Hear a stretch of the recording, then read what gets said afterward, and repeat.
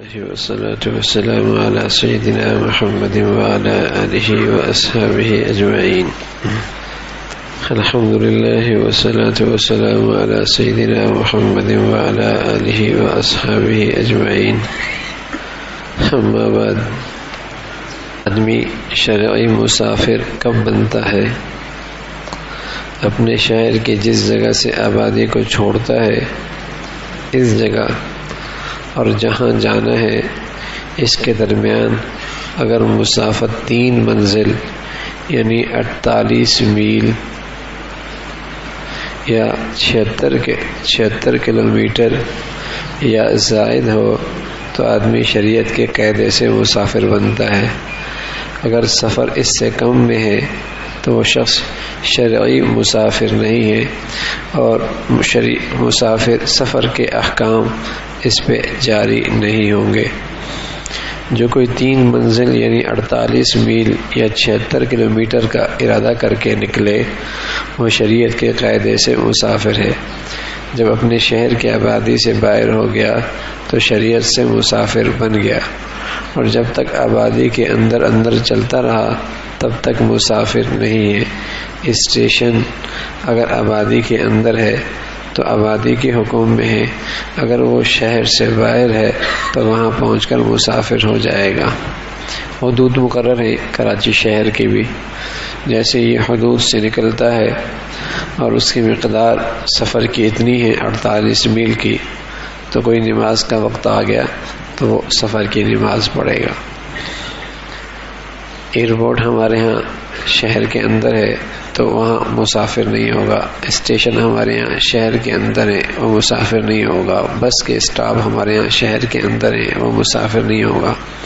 ہمارے یہاں شہر کے حدود بہت آگے ہیں، اس سے آگے نکل گیا تو وہ مسافر کہلائے گا، بڑھتے چڑھتے کہ اس نے آگے 48 میل جانا ہو تو پھر وہ سفر کے مطابق اس کا معاملہ ہوگا. جب سفر سے اپنے شہر کی طرف لوٹے تو جب تک آبادی کے اندر داخل نہ ہو جائے تب تک وہ مسافر ہے. شہر سے باہر کا بھی اگر وہ قریب پہنچ گیا لیکن حدود شہر میں داخل نہیں ہوا تو نماز وہ سفر ہی کی پڑھے گا. اگر سفر شرعی یعنی 48 میل کی نیت کے بغیر آبادی سے نکلا تب بھی مسافر نہیں ہوا. مثلا کوئی 30 میل پر کسی بستی کی نیت سے نکلا، پھر وہاں سے اگلے 30 میل پر واقع گاؤں جانے کا ارادہ ہو گیا. اگرچہ اپنے شہر سے فاصلہ 60 میل کا ہو گیا لیکن یہ شخص قصر نہیں کرے گا کیونکہ 48 میل کے سفر کی نیت نہیں ہوئی.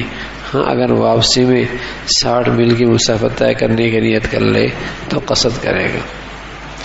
مثلا یہاں سے ایسے کراچی شہر سے باہر نکلا جو 30 میل کے فاصلے پر ہے، وہیں ٹھہر گیا، پھر چلو آگے بھی چلا جاؤں، اور آگے بھی اتنا جا رہا جو تقریباً 30 میل کا ہے تو 60 میل تو ہو گیا لیکن یہ مسافر نہیں ہوگا. اس لیے کہ اس نے شہر سے نکلنے سے پہلے یہ نیت نہیں کی کہ میں 48 میل کا سفر کروں گا. اگر یہ نیت کر لی تو پھر ہو جائے گا. 2-4 دن کے لیے راستے میں کہیں ٹھہرنا پڑ گیا لیکن کچھ ایسی باتیں ہو جاتی ہیں کہ جانا نہیں ہوتا. روز یہ نیت ہوتی ہے کل پرسوں چلا جاؤں گا لیکن نہیں جانا ہوتا. اس طرح 15 یا 20 دن یا 1 مہینہ یا اس سے بھی زیادہ رہنا ہو گیا لیکن پورا 15 دن کی نیت کبھی نہیں ہوئی تب بھی وہ مسافر رہے گا چاہے جتنے دن اس طرح گزار دے. سفر میں حکم یہ ہے کہ وہ نماز کو قصر پڑھے گا. مثلا 4 رکعتوں والی نماز کو وہ 2 رکعتیں کر کے پڑھے گا، ظہر، عصر، عشاء. البتہ مغرب وہ 3 کی 3 پڑھے گا اور فجر 2 کی 2 پڑھے گا اور 7 سنتوں کا بھی اہتمام کرے گا اور عشاء میں وتر کا بھی اہتمام کرے گا. ایک آدمی شرعی مسافر ہے تو اس کے لیے حکم یہ ہے کہ اگر دوران سفر ہے، اسٹیشن پہ ہے، گاڑی پہ ہے، جہاز پہ ہے، ریل پہ ہے، اپنی گاڑی پہ دوران سفر ہے اور ہے بھی مسافر، تو اس کے لیے بہتر یہی، افضل یہی ہے کہ صرف فرائض پڑھے، فرائض اور وتر پڑھے، اور صبح کی سنتیں آ جائیں تو وہ پڑھے. باقی سنتیں نہ پڑھنا اس کے لیے افضل ہے.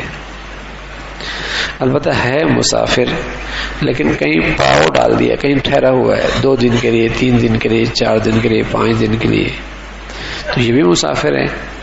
تو ایسے شخص کے لیے سنتیں نہ پڑھنا جائز ہے، لیکن سنتیں پڑھ لے گا تو یہ اس کے حق میں افضل ہے، یہ اس کے حق میں افضل ہے.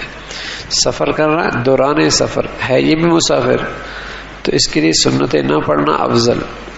کہیں ٹھہر گیا ہے یہ بھی مسافر لیکن 3 دن کے لیے ٹھہرا، 1 دن کے لیے ٹھہرا، تو اس شخص کے لیے سنتیں پڑھنا افضل ہے. سنتوں میں قصر نہیں ہوتا، نوافل میں قصر نہیں ہوتا، پڑھ لینا افضل ہے. اللہ بھی عمل کی توفیق نصیب فرمائے.